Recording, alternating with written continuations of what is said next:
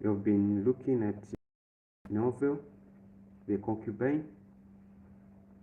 Now, in our last analysis, we started chapter 2, and in chapter 2, we reached a point where Emenike is being sick for some time. So we ended where we are saying this was clearly what had happened in the last fight between Madume and Emenike. And we were asking ourselves, wow, what happened? Was God of Emenike with him? So today we want to follow that story closely. A day after the fight, it was clear that Emenike's condition was serious. He himself had tried to make his brother Nandi, another character, Nandi, the brother to Emenike, and his other relatives feel that he was almost normal. It galled him to think that he was suffering because of a fight with Madume. He would rather die than admit that. Nevertheless, Anike, the medicine man, was sent for. No one quite knew where Anike had come from. True, he said he came from Aluhemi, but that was nowhere as far as the villagers were concerned. But by now he had stayed so long in the village that people had ceased to bother about where he had come from. So this is what has happened when Emenike for sick. They called for a medicine man to find out the cause of the sickness. And this medicine man, Anike, came to their village. What happened when he came? To the villagers, he was just a medicine man and a mediator between them and the spirit world.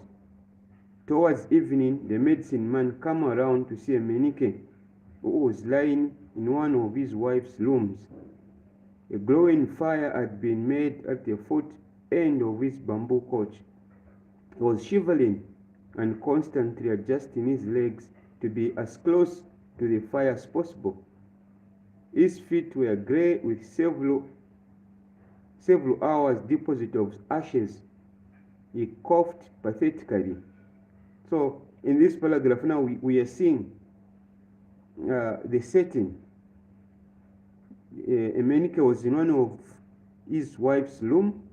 The fire was lit, and we are told now of the characteristics of this medicine man. What was the role of medicine men in this village? You say they were the mediators.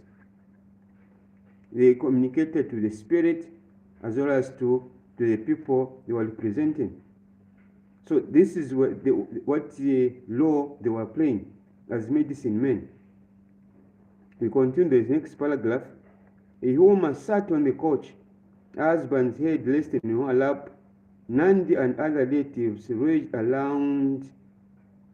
themselves on one side of the room.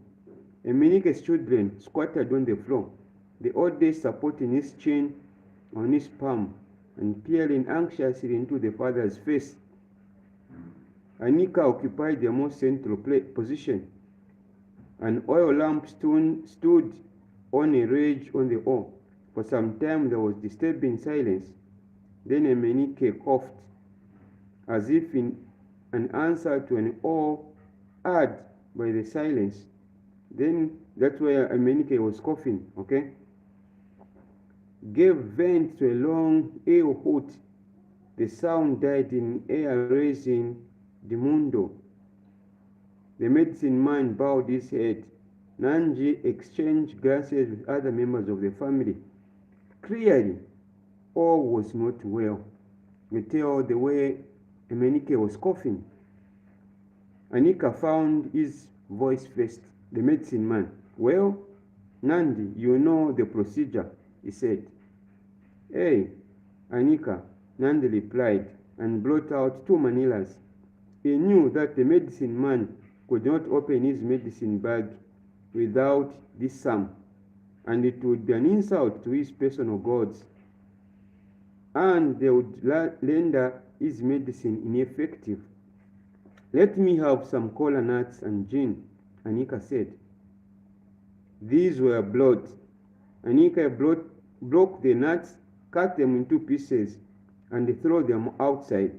He poured out some gin as libation and muttered as each drop reached the ground, "Gods of the night, take this.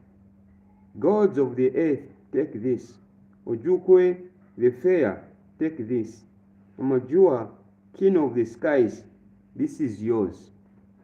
And your ancestors, small and great, guardians of this compound, take this." So that was the prayer, that Anika prayed. He hung an amulet over the doorway to bar the way for evil spirits. Then he brought out his divination cowries that made his name resound from the waterside village of Omukachi to the far lands of Wakachuzi, a race of dwarfs whom only Anika knew. So he claimed. So the divination is now started. They want to know the cause of the problem for Amanike. What was causing his sickness? Was a sickness as a result of the fight that they had? So that is what we will discuss. Okay, was this as a result of the fight? If it is the fight, then we are going to get to know. Then we are going to see some of the statistics devices. We have seen comparisons, we have seen similes, we have seen symbolism.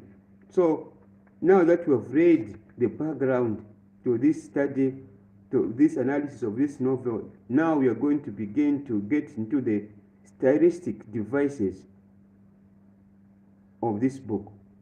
So again, thank you for subscribing to our channel. Make sure you ask questions, list the set books that you want us to analyze together, and share the video. Thank you very much, and I'm saying thank you again for subscribing to this channel.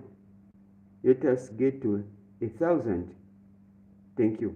God bless you. This is Learning English with Chola.